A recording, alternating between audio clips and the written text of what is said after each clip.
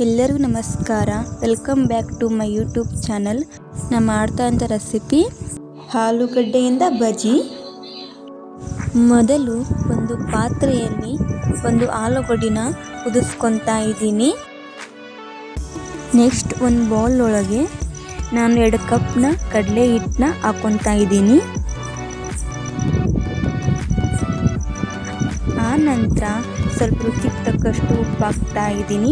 ನಿಮಗೆ ಉಪ್ಪು ಎಷ್ಟು ಬೇಕು ನೋಡಿ ಅಷ್ಟೇ ಹಾಕ್ಕೊಳ್ಳಿ.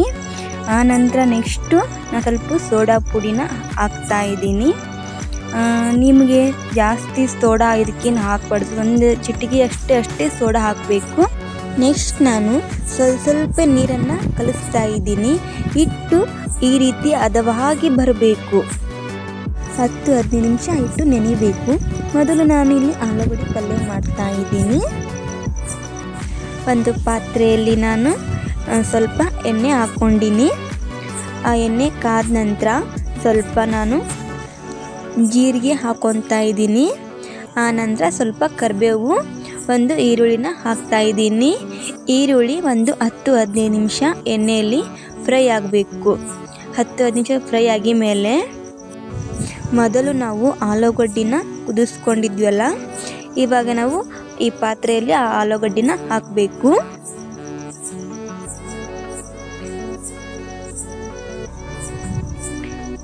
ಹಾಕಿದ ನಂತರ ಸ್ವಲ್ಪ ರುಚಿಗೆ ತಕ್ಕಷ್ಟು ಉಪ್ಪು, 1 ಸ್ಪೂನ್ ಅರಿಶಿನ ಹಾಕ್ತಾ ಇದ್ದೀನಿ. ಇವಾಗ ನಾವು ಇದನ್ನೆಲ್ಲ ಕಲಿಸ್ಕೋಬೇಕು. ಇದಕ್ಕೆ ನೀರೇನು ಮಿಕ್ಸ್ ಮಾಡಬಾರ್ದು. ಎಣ್ಣೆಯಲ್ಲೇ ನಾವು ಇದನ್ನೆಲ್ಲ ಕಲಿಸ್ಕೋಬೇಕು. 1 ನಿಮಿಷ 2 ನಿಮಿಷ ಅದನ್ನು ಸ್ವಲ್ಪ ಬಿಡಬೇಕು. ಬಿಟ್ಟ ನಂತರ ಈ ರೀತಿ ಅದು ಹದವಾಗಿ ಬರಬೇಕು. ಆ ನಂತರ ಮೊದಲನೇದಾಗಿ ನಾನು ಇಲ್ಲಿ ಒಂದಿಷ್ಟು ದಪ್ಪನಕಾಯಿ ಮೆಣಸಿನ್ಕಾಯಿನ ತೊಗೊಂಡಿದ್ದೀನಿ. ಅಂದರೆ ಯಾವಾಗಲೂ ಮಿರ್ಚಿ ಮಾಡಬೇಕಾದ್ರೆ ದಪ್ಪನಕಾಯಿನೇ ತೊಗೋಬೇಕು. ಅಂದರೆ ನಮಗೆ ಆಲೂಗಡ್ಡೆ ಒಳಗಡೆ ತುಂಬಕ್ಕೆ ನಮಗೆ ಈಸಿ ಆಗುತ್ತೆ. ಆ ನಂತರ ನಾನು ಮೊದಲನೇದಾಗಿ ಆಲೂಗಡ್ಡೆ ಪಲ್ಯ ಮಾಡಿದ್ನಲ್ವ, ಇವಾಗ ಈ ಮೆಣಸಿನ್ಕಾಯಿ ನಾವೇನು ಹೆಚ್ಕೊಂಡಿದ್ವಲ್ವ ಅದ್ರ ಒಳಗಡೆ ನಾವು ಇವಾಗ ಆಲೂಗಡ್ಡೆ ಪಲ್ಯವನ್ನು ತುಂಬಬೇಕು. ಈ ರೀತಿ ಆಲೂಗಡ್ಡೆ ಪಲ್ಯವನ್ನು ನಾವು ತುಂಬಬೇಕು. ಆ ನಂತರ ನೆಕ್ಸ್ಟು ಒಂದು ಬೌಲ್ ಒಳಗೆ ನಾನಿವಾಗ ಸ್ವಲ್ಪ ಎಣ್ಣೆನ ಹಾಕ್ಕೊಂಡು ಕಾಯಿಸ್ತಾ ಇದ್ದೀನಿ. ಸ್ವಲ್ಪ ಉಗುರು ಬೆಚ್ಚಗಾಗೋಷ್ಟು ಎಣ್ಣೆ ಕಾಯಬೇಕು.